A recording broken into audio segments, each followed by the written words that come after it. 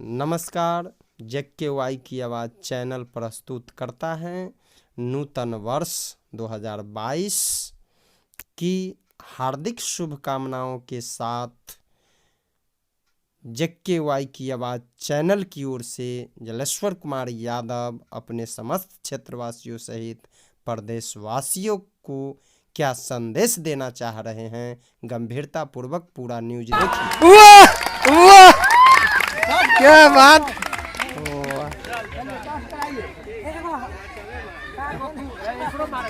गणेश के वो बॉल और दो भाई।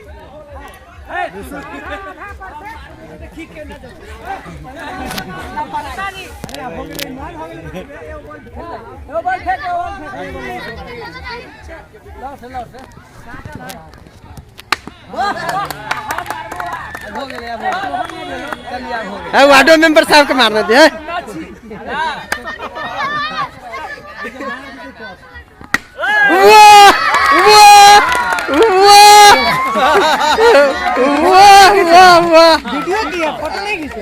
हो गई।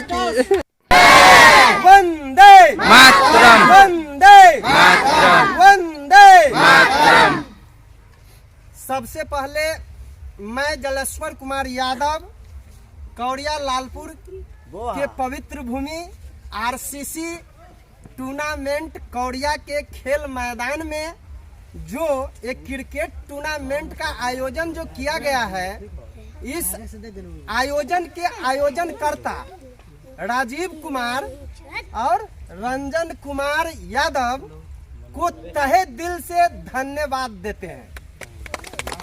धन्यवाद इसलिए देते हैं कि जो ये लोग मिल करके इतनी बड़ी खेल का आयोजन किए हैं और इनके द्वारा मुझे जो जानकारी मिली है कि जो 16 ओवर का खेला होगा और 8 टीम मतलब 8 जगहों का, वो कौड़िया का है, बहुरार का है, सीतामढ़ी का है, मानिक चौक का है, इस तरह से 8 जगहों का टीम मिलकर के इस खेला का शुभारंभ जो आज करने जा रहे हैं।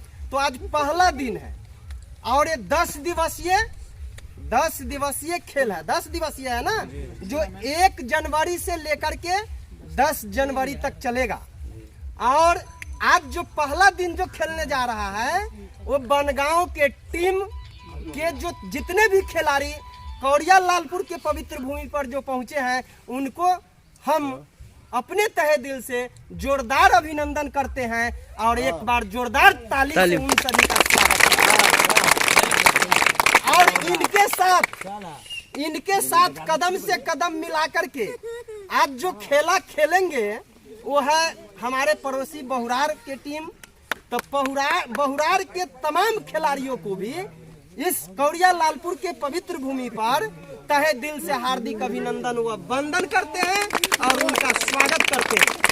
और समस्त उपस्थित जितने भी हमारे खेल प्रेमी हैं और गणमान्य जो आज इस खेल का जो फीता काट करके उद्घाटन करेंगे, वो दूसरी बार जीत का परचम लहराने वाले हैं श्रीमती मुनीता देवी के पति, जो जिला पार्षद के सदस्य के पद पर दूसरी बार जीती है वो, और उनका पति है।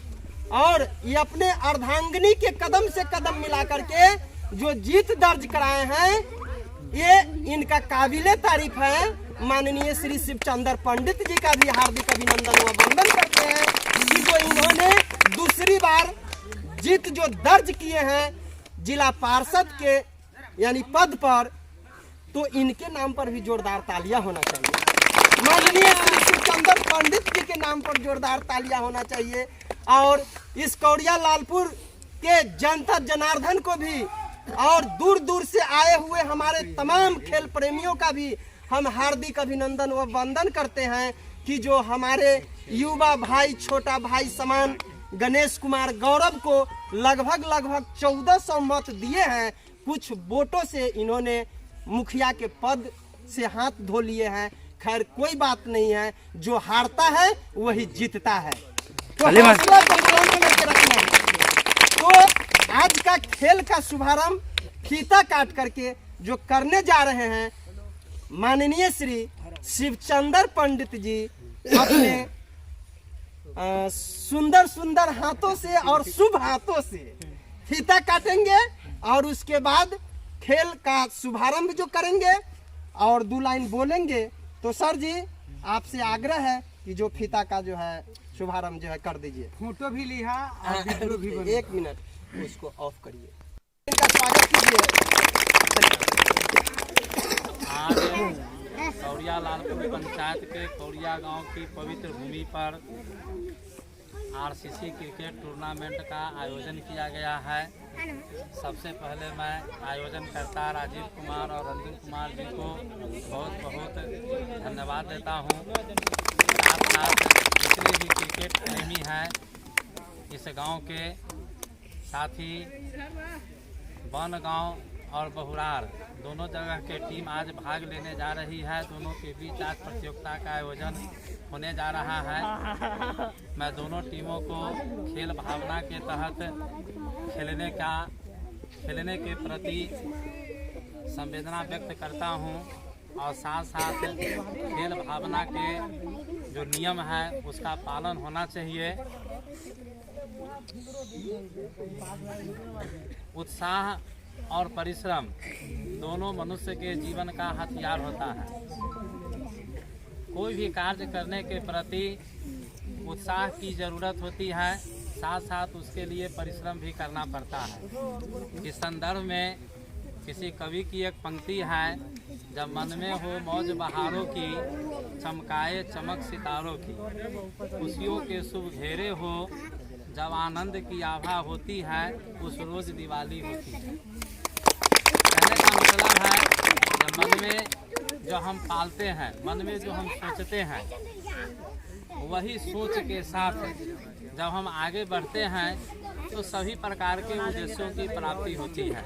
कोई भी कार्य संसार में कठिन नहीं होता है, बशर्ते कि उसको करने का तरीका हमें अपनाना पड़ेगा और कोशिश होनी चाहिए।